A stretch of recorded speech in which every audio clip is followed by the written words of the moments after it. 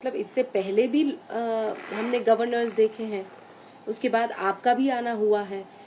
वो फॉर्मूला क्या रहा, क्या है, क्या आप ऐसा कौन सा वो तरीका था कि आप में और कश्मीर की जनता में एक अंडरस्टैंडिंग बन गई या एक विश्वास पैदा हो गया?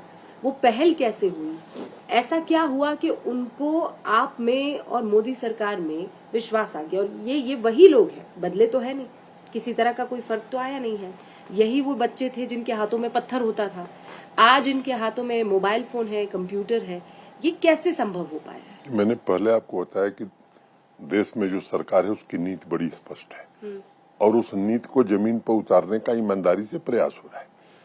दूसरी बात, यहाँ के लोगों की जो भावना है उसको समझना, उनसे संवाद स्थापित करना, उनसे मिलना और उनकी भावना के अनुरूप काम करना। सामान्य आदमी को क्या चाहिए?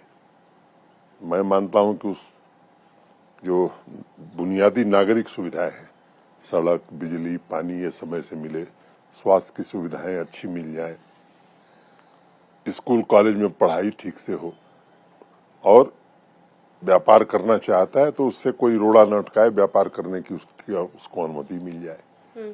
खेती करना चाहता है, हॉर्टिकल्चर में है तो सरकार उसको सुविधाएं दे। ये पिछले 3-4 वर्षों में इन कामों को बेहतर ढंग से और पारदर्शी तरीके से करने की कोशिश की गई है। सरकारी नौकरियां लगभग 29,000 पद भरे गए हैं पिछले 3 वर्ष में। मैं आपको बड़ी जिम्मेदारी से एक बात कहना चाहता हूं कि मेरिट के अलावा कोई दूसरा आधार नहीं रहा है।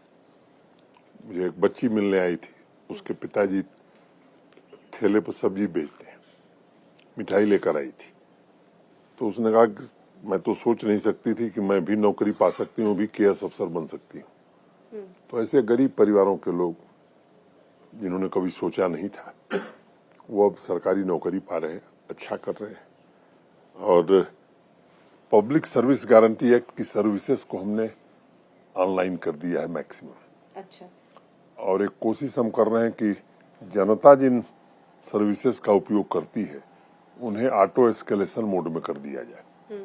ऑटो एस्केलेशन मोड का मतलब ये हुआ कि पब्लिक सर्विस गारंटी एक्ट में मान लीजिए आपको इनकम सर्टिफिकेट लेना है, जिस अफसर से लेना है, अगर समय सीमा उसकी निर्धारित है 15 दिन, 15 दिन में नहीं मिली तो ऑटोमेटिकली वो एस्केलेट करके उसके ऊपर के ऑफिसर, हायर ऑफिसर के पास चली जाएगी और इन पर फाइनेंशियल पेनल्टी तुरंत लग जाएगी। इस तरीके की प्रोसीजर देश की किसी अन्य राज्य अब मैं देश का नहीं जानता, मैं यहाँ काफी सर्विसेज हमने कर दी हैं। अच्छा। और मैं ईमानदारी से कोशिश कर रहा हूँ कि पब्लिक सर्विस गारंटी एक्ट की सभी सर्विसेज इस मोड में कर दी जाए ताकि जनता को कोई दिक्कत ना हो।